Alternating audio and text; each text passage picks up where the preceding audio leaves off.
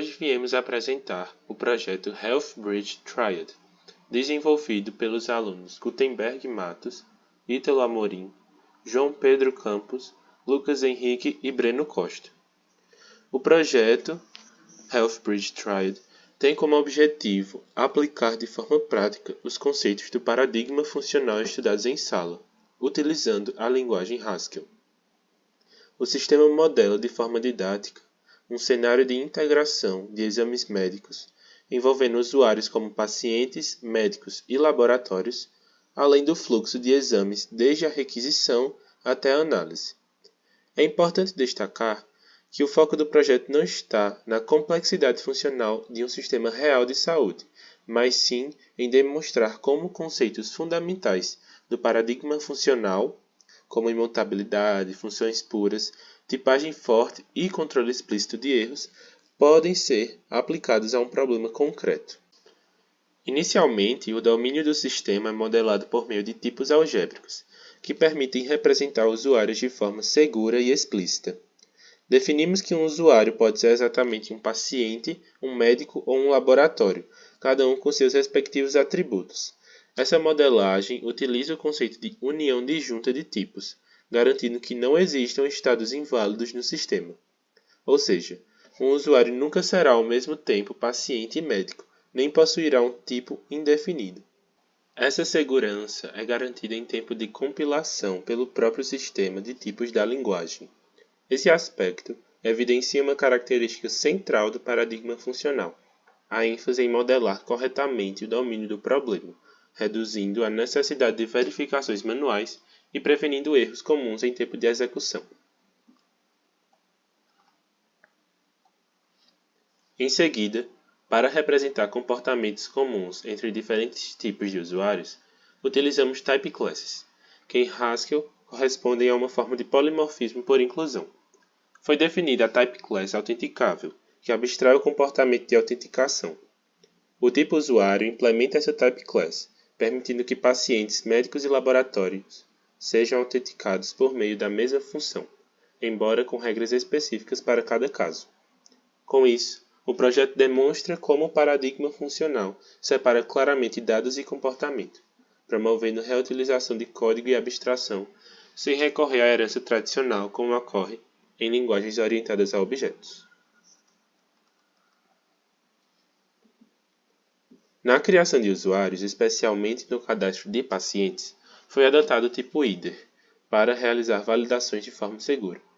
Ao invés de exceções ou valores nulos, o resultado da função indica explicitamente se a operação foi bem-sucedida ou se ocorreu um erro. Esse modelo força quem utiliza a função a tratar o erro de maneira explícita, aumentando a confiabilidade do sistema e tornando o fluxo de dados mais previsível. Esse trecho do projeto evidencia conceitos importantes do paradigma funcional, como funções puras, ausência de efeitos colaterais e polimorfismo paramétrico, uma vez que o tipo IDER é genérico e reutilizável em diferentes contextos. Para representar o ciclo de vida de um exame médico, o projeto utiliza uma máquina de estados funcional. Os possíveis estados de um exame, como requisitado, agendado, realizado e analisado, são definidos explicitamente em um tipo algébrico. A transição entre esses estados é realizada por uma função pura, que recebe um exame e retorna um novo exame com o estado atualizado. Essa função respeita a ordem correta das transições e impede avanços inválidos, como tentar modificar um exame já finalizado. É importante destacar que, seguindo o paradigma funcional, nenhum dado é modificado. Cada transição gera uma nova versão do exame, mantendo a imutabilidade e garantindo previsibilidade no comportamento do sistema. Dando continuidade à nossa explicação, eis a quinta parte do projeto, processamento em lote, que utiliza funções de ordem superior. Bom, primeiramente a gente tem o nome, né, da nossa função, processar exames.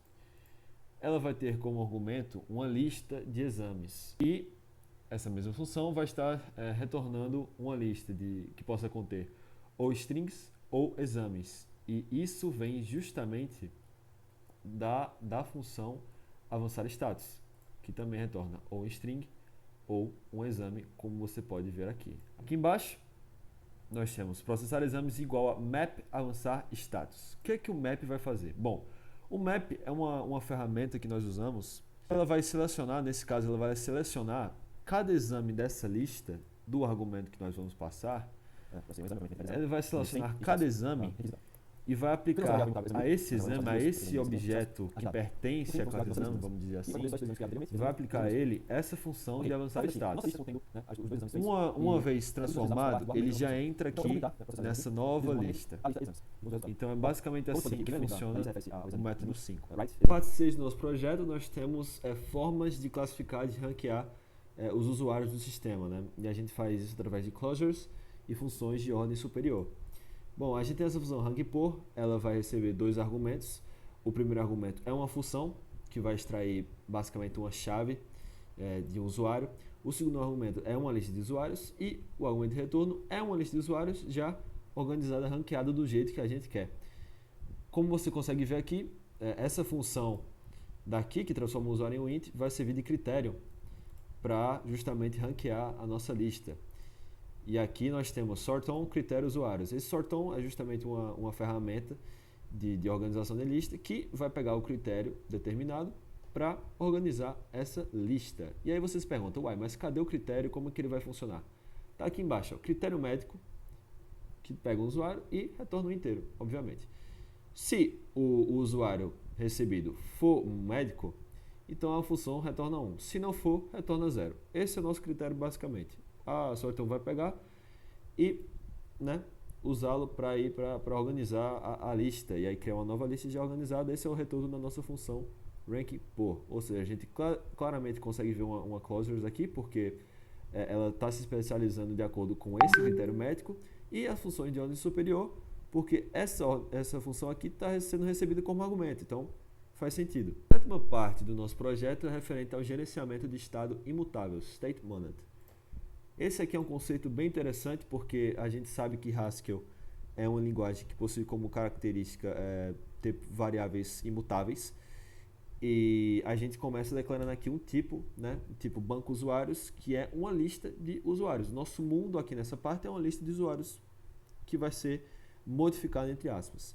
Nossa função adicionar usuário, ela recebe um usuário e retorna o state banco usuários, que não vai produzir nada de útil, na verdade. A gente não precisa que produza algo de útil. Por isso que esses parênteses estão vazios, estão fechados, sem nada dentro.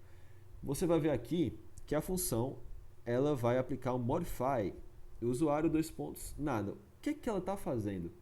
Bom, essa ferramenta, essa função modify, ela está basicamente adicionando o usuário, um novo usuário, a essa lista de usuários. E você pensa, ué, mas a variável não é imutável? Sim, exatamente. A gente está utilizando essa função para maquiar isso, para esconder isso, para ter mais flexibilidade. Senão a gente teria que criar várias variáveis e adicionando. A gente não quer isso. Então, esse uso de estado é fundamental para essas coisas em Haskell. Aqui a gente tem outra função, listar usuários, que pega justamente o estado do banco usuários e dá um get. O que é get? O get vai basicamente ler o que tem dentro daqui. Vai ler essa lista de usuários agora que a gente adicionou mais usuários. Então, o get não vai modificar nada, não vai adicionar ninguém, só vai ler, listar. Bom, por fim, temos a parte 8 do nosso projeto, que é o controle explícito de efeitos colaterais, é o nosso main. Bom, eu quero que você preste atenção no terminal e compare com o nosso código. A gente criou um médico aqui, a identificação ID dele é 1, Dr. João, cardiologia.